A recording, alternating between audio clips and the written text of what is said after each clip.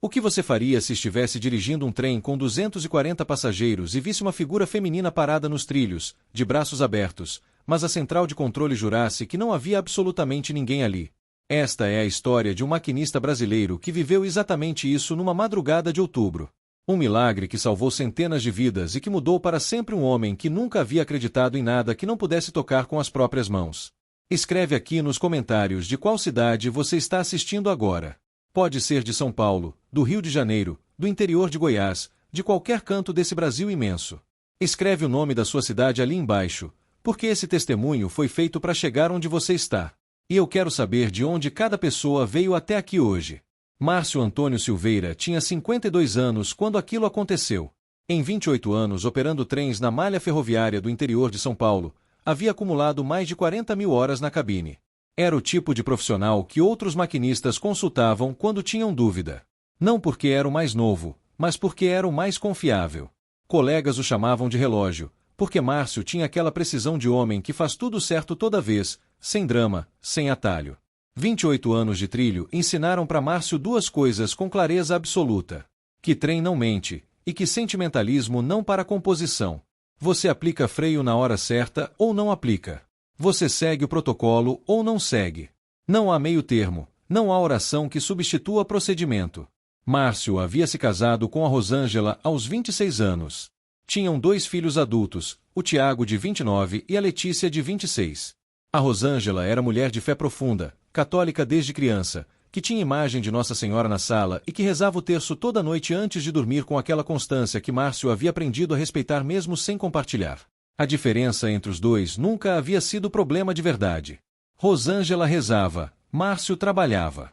Rosângela levava os filhos à missa, Márcio ficava em casa consertando o que estava quebrado. Era um acordo não falado que havia funcionado por décadas. Márcio respeitava a fé da mulher porque via que ela fazia bem para ela. Só não via razão para compartilhar algo que não combinava com o jeito que ele enxergava o mundo. Naquele outubro de 2023, Márcio estava operando um trem regional numa rota que fazia 15 anos. Saída da estação de Araraquara às 2h20 da manhã, chegada em Bauru às 5h10. 240 passageiros. Rota noturna, movimento tranquilo, principalmente trabalhadores, estudantes, famílias viajando de madrugada para pegar preço mais baixo. Márcio havia dormido bem naquela tarde. Havia jantado com a Rosângela, havia tomado o café que ela deixava sempre pronto antes dos turnos noturnos, havia escutado ela dizer como dizia sempre que ia rezar por ele durante o turno. Havia dado um beijo na testa dela e saído. A Letícia havia ligado naquela tarde também. Uma conversa curta, como as conversas com filhos adultos costumam ser. Pai, como você tá? Tô bem, filha. Tem nada novo. Você vai trabalhar essa madrugada. Vou. Cuidado então, pai. Sempre. A composição saiu de Araraquara no horário previsto. A madrugada estava limpa, sem neblina, excelente visibilidade. Márcio havia feito a conferência de todos os sistemas antes da saída, como fazia sem exceção desde o primeiro dia na profissão. Tudo normal. Tudo dentro do esperado. O Rodrigo, seu assistente naquele turno, 24 anos, segundo ano na função, era um rapaz competente que ainda carregava aquele nervosismo de quem está aprendendo que com o tempo vai virando tranquilidade profissional. Márcio gostava de trabalhar com gente nova. Lembrava de si mesmo.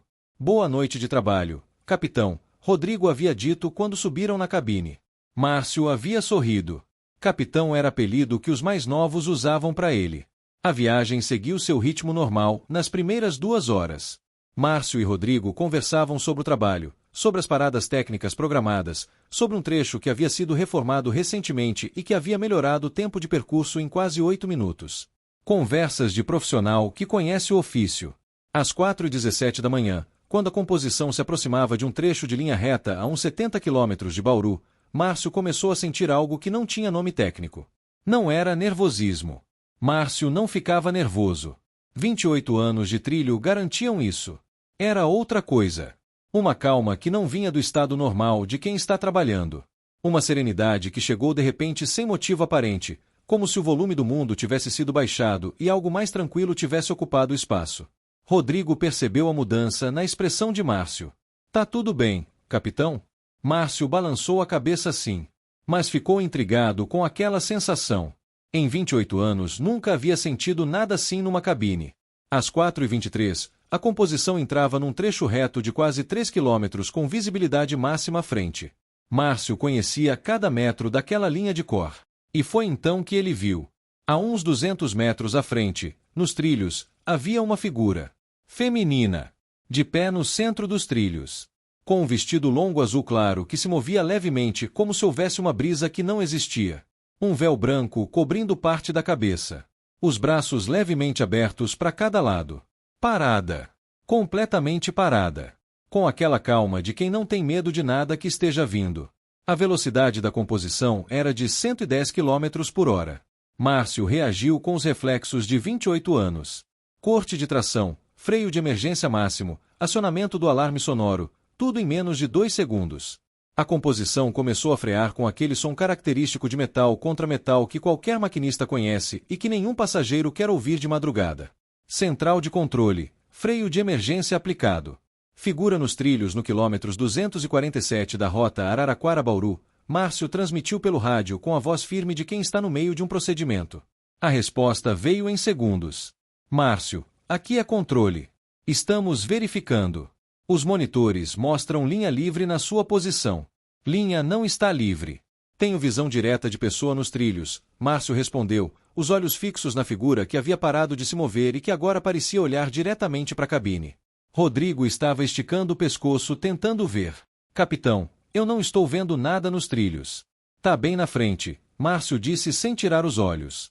A composição continuava desacelerando. 110, 90, 70, 50. Márcio aplicou toda a frenagem disponível. Os 240 passageiros sentiam a desaceleração brusca. Murmúrios começavam a surgir nos vagões.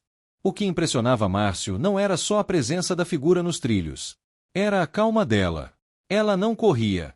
Não demonstrava pânico. Não fazia gestos desesperados para pedir ajuda.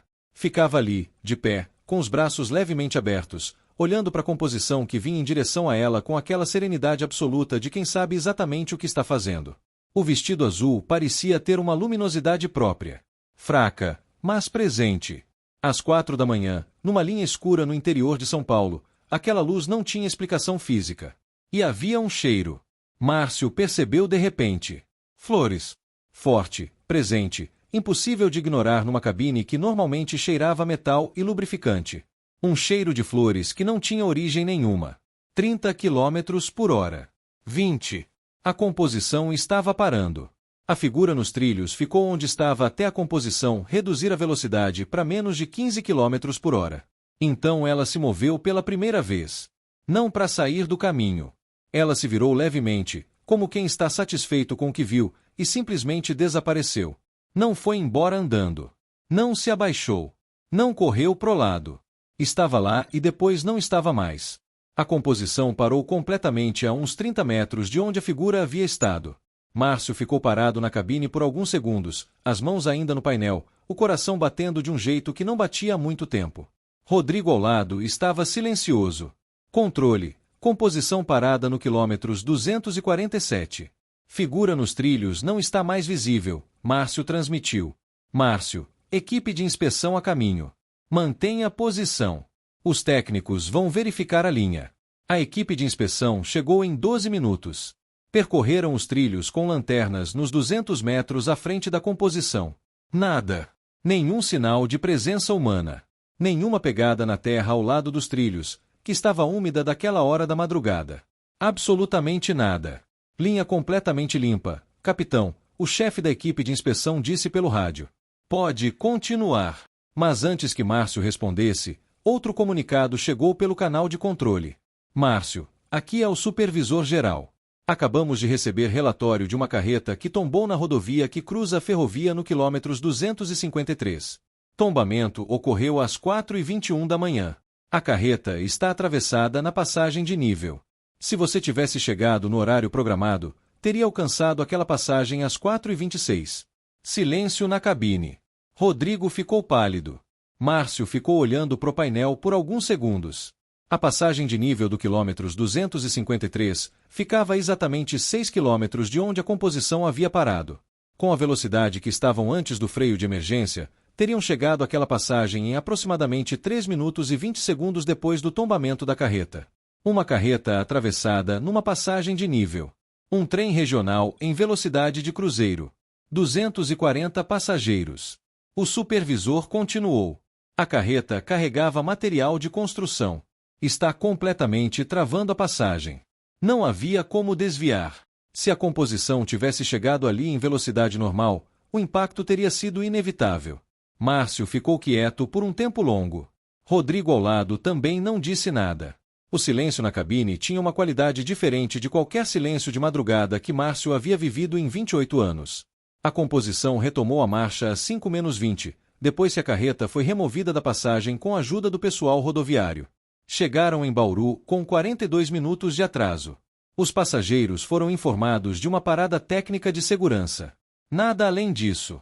Márcio passou o procedimento de chegada em silêncio. Assinou os documentos. Entregou a cabine. Saiu da estação com o céu ainda escuro de madrugada, entrou no carro e ficou parado no estacionamento por 20 minutos sem dar a partida. A figura azul. Os braços abertos. O cheiro de flores. A carreta atravessada 6 quilômetros à frente. Agora preciso te pedir uma coisa importante. Se esse testemunho está chegando no seu coração, inscreve-se no canal Milagres Cristãos agora. Aperta o botão de inscrição, ativa o sininho para não perder nenhum vídeo. E deixa um like para que mais pessoas que precisam ouvir isso possam encontrar esse testemunho hoje. Faz isso agora, e a gente continua. Márcio chegou em casa às 6:30. A Rosângela estava na cozinha preparando o café da manhã, com o hábito de quem sabe o horário de chegada do marido de cor. Ela olhou quando ele entrou e percebeu imediatamente que algo havia acontecido. Não porque ele estava agitado. Porque estava diferente de um jeito que ela não conseguiu nomear de imediato. Aconteceu alguma coisa? Ela perguntou. Márcio sentou na cadeira da cozinha, aquela que era dele desde que tinham comprado aquela mesa 20 anos atrás. Ficou com os cotovelos na mesa por um momento. Rosângela, eu preciso te contar uma coisa. Contou tudo. A calma que havia chegado sem motivo. A figura nos trilhos. O vestido azul. O véu branco. Os braços abertos. O cheiro de flores que não tinha origem. O desaparecimento que não foi uma saída, foi um sumir. A carreta tombada 6 quilômetros à frente. A Rosângela ouviu tudo sem interromper. Com aquela escuta que ela tinha, que era diferente da escuta de quem está esperando para falar, era a escuta de quem está recebendo. Quando Márcio terminou, ela ficou quieta por um momento. Depois se levantou, foi até a sala, e voltou com a imagem de Nossa Senhora Aparecida que ficava na estante. Aquela imagem pequena de gesso pintado com um manto azul que estava ali há 15 anos desde que a mãe dela havia dado. Colou a imagem na mesa na frente de Márcio. Era ela? Rosângela perguntou em voz baixa. Márcio olhou para a imagem. O manto azul. O véu branco.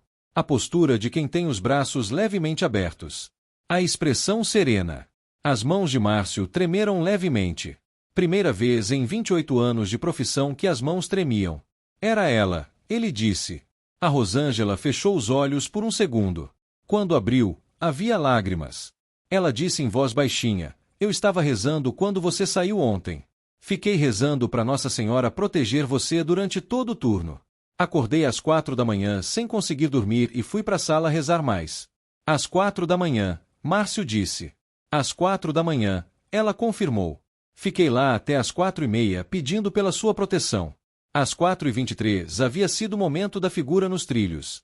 Os dois ficaram em silêncio olhando um para o outro naquela cozinha de casa simples em Araraquara, com o café ainda quente e o sol da manhã entrando pela janela. Nas semanas que se seguiram, o relatório técnico do incidente foi arquivado como parada de emergência por objeto não identificado na linha, seguida de verificação de segurança e retomada de rota após remoção de obstáculo em passagem de nível. Burocracia ferroviária não tem campo para figura feminina de azul com cheiro de flores. Mas Márcio sabia. Rodrigo sabia. O supervisor que havia dado a notícia da carreta sabia, mesmo sem ter presenciado o resto. Rodrigo procurou Márcio uma semana depois no início do turno. Capitão, eu não vi a figura nos trilhos naquela noite. Mas eu senti alguma coisa. Aquela calma que entrou na cabine antes de você frear. Eu senti também. E o cheiro de flores. Eu senti. Márcio olhou. O cheiro você sentiu? Senti sim. Não disse nada porque achei que ia parecer loucura, Rodrigo admitiu. Os dois ficaram em silêncio por um momento. Depois Márcio disse, não é loucura. Foi o Tiago, o filho mais velho de Márcio, que o levou até o padre Marcelo Rossi. Não diretamente, não pessoalmente. Foi através de um vídeo que o Tiago enviou pelo celular numa noite de novembro, umas semanas depois do incidente. Pai, assiste esse vídeo. Acho que vai te fazer bem. Márcio assistiu. Era o padre Marcelo Rossi falando sobre graça, sobre os momentos em que Deus intervém na vida da gente de formas que a razão não alcança. O padre de Guarulhos, conhecido em todo o Brasil pela forma de falar de fé que chegava tanto nos que já acreditavam quanto nos que estavam começando a pensar sobre o assunto. Márcio havia ouvido o nome muitas vezes pela Rosângela, mas nunca havia prestado atenção de verdade. Naquela noite prestou. O padre dizia: há homens e mulheres que passam a vida inteira procurando evidências de Deus nos livros, nos argumentos, nos debates. E um dia Deus aparece de um jeito tão direto, tão inequívoco, que não sobra mais espaço para dúvida. E esses homens, esses céticos de boa fé que a vida inteira exigiram prova antes de acreditar, quando finalmente recebem essa prova, se tornam os testemunhos mais poderosos que existem. Porque eles não podem mentir sobre o que viram. Porque a vida deles inteira foi construída sobre não mentir sobre o que viram. Márcio assistiu aquele trecho 3 vezes. Depois ligou pro Tiago. Filho, onde eu acho mais vídeos desse padre? Tiago ficou em silêncio por um segundo. Depois disse: pai, você tá me pedindo indicação de vídeo de padre? Tô, Márcio confirmou. Outro segundo de silêncio. Depois Tiago disse com uma alegria que ele estava claramente tentando não deixar aparecer muito: vou te mandar um montão. Márcio passou as semanas seguintes assistindo. Não de um jeito que a Rosângela havia tentado por anos, sugerindo, convidando, deixando CDs de cântico perto do aparelho de som. De um jeito que havia nascido dentro dele, por necessidade própria, por aquela sede de entender o que havia acontecido naquela madrugada de outubro que a razão técnica não conseguia explicar. Numa tarde de dezembro, Márcio pediu para Rosângela que o levasse à missa. Ela ficou parada na sala por um segundo, com aquela xícara de café na mão, olhando para ele. Depois disse simplesmente tá bom, de um jeito que tentava não demonstrar o quanto aquilo significava. Foram à missa de domingo na paróquia do bairro. A primeira missa de Márcio em 22 anos. Ele ficou sentado ao lado da Rosângela, com aquela postura um pouco rígida de quem está num ambiente que ainda não é totalmente familiar, ouvindo as leituras, os cantos, o sermão do padre. Em determinado momento, o padre falou sobre proteção divina, sobre os anjos e a intercessão de Maria. Márcio ficou quieto ouvindo. Depois da missa, na saída da igreja, havia uma imagem de Nossa Senhora Aparecida no jardim. Márcio parou diante dela. Rosângela parou ao lado. Os dois ficaram ali por alguns minutos em silêncio. Márcio olhou para o rosto sereno da imagem. O manto azul. O véu branco. A postura de quem está de pé com os braços levemente abertos. Obrigado, ele disse em voz muito baixa. Pela minha vida. Pela vida de 240 pessoas que não sabem o que quase aconteceu com elas naquela madrugada. Pela vida do motorista da carreta que sobreviveu ao tombamento. Por tudo. A Rosângela estava segurando a mão dele. Ele não havia percebido quando ela havia pegado. No começo de 2024, Márcio voltou a trabalhar. Mesmo trem, mesma rota, mesmo horário. Mas com uma diferença que os colegas percebiam sem conseguir nomear. Ele parecia diferente. Mais quieto, de um jeito diferente de antes. Menos fechado, mais presente de alguma forma. O Rodrigo percebeu na primeira viagem que fizeram juntos depois do período de férias. Capitão, você tá diferente. Tô um pouco, Márcio admitiu. Bom diferente ou ruim diferente? Rodrigo perguntou. Acho que bom, Márcio disse. Rodrigo ficou em silêncio por um momento. Depois disse, eu comecei a ir na missa. Depois daquela noite. Márcio olhou para ele. Eu também. Os dois ficaram em silêncio por um tempo, olhando para a linha à frente. A madrugada tranquila, a linha limpa, os trilhos brilhando na luz dos faróis da composição. Há uma coisa que Márcio faz antes de todo o turno agora. Antes de subir na cabine, antes de fazer a conferência dos sistemas, antes de qualquer coisa, ele fica parado por um momento ao lado do trem. Olha para cima, para onde o céu está visível. E pede. Não com palavras elaboradas, não com oração decorada. Com um jeito direto de quem aprendeu tarde, mas aprendeu de verdade. Cuida da gente. Cuida de quem vai embarcar. Cuida da linha. É tudo. Mas é real, e é dele, e é o começo de algo que em 28 anos de trilho ele nunca havia tido. A Letícia, a filha de 26 anos, ligou para ele numa tarde de fevereiro. Pai, A mãe me contou o que aconteceu naquela madrugada de outubro. Contou tudo. Márcio ficou quieto por um segundo. Depois disse que sim, que era verdade. A Letícia ficou em silêncio. Depois disse: pai, eu rezo por você toda vez que você entra no turno noturno. Desde que sou criança. A mãe me ensinou. Márcio ficou com a garganta apertada por um momento. Depois disse: eu sei, filha. E obrigado. Eu sei agora o que isso vale. A imagem de Nossa Senhora Aparecida que estava na estante da sala foi pro quarto do casal. A pedido de Márcio. Rosângela ficou olhando para ele quando ele pediu, com aquela expressão de mulher que passou 26 anos rezando por um marido que respeitava a fé dela sem compartilhar. Ficou olhando por um segundo. Depois levou a imagem pro quarto sem dizer nada. Às vezes a resposta de uma oração de décadas chega numa madrugada de outubro numa linha ferroviária do interior de São Paulo. Às vezes ela chega num cheiro de flores que não tem origem. Numa figura azul de braços abertos que para um trem em velocidade de cruzeiro. Numa carreta tombada 6 quilômetros à frente. E às vezes, o homem mais improvável do mundo, aquele que passou a vida inteira dizendo que acredita só no que toca, é exatamente o que Nossa Senhora escolhe para contar o que viu. Porque quem passa 28 anos não mentindo sobre o que vê não sabe mentir sobre uma figura azul nos trilhos às 4 da manhã. Se você chegou até aqui, até o final dessa história, faz uma coisa por mim agora. Escreve nos comentários as palavras linha livre. Porque foi exatamente o que a central de controle disse naquela madrugada, linha livre, quando havia uma figura nos trilhos que salvou 240 vidas. Quero ver quantos corações essa história alcançou de verdade. E toda vez que eu ler linha livre nos comentários, vou saber que mais uma pessoa acredita que Nossa Senhora ainda aparece, ainda protege, ainda cuida dos seus filhos mesmo dos que demoraram 28 anos para reconhecê-la. Inscreve-se agora no canal Milagres Cristãos. Aperta o botão de inscrição, ativa o sininho para não perder nenhum vídeo, e deixa um like para que mais pessoas possam encontrar esse testemunho hoje. Compartilha com aquele marido que respeita a fé da esposa, mas ainda não abraçou a própria.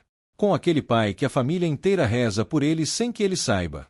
Com quem precisa ouvir que a prova que estava esperando pode chegar de um jeito que nenhuma lógica previu. E não esquece. Escreve aqui embaixo de qual cidade você está assistindo. Quero saber de onde cada pessoa veio até aqui hoje. Que Nossa Senhora Aparecida continue abençoando e protegendo você e a sua família. Amém.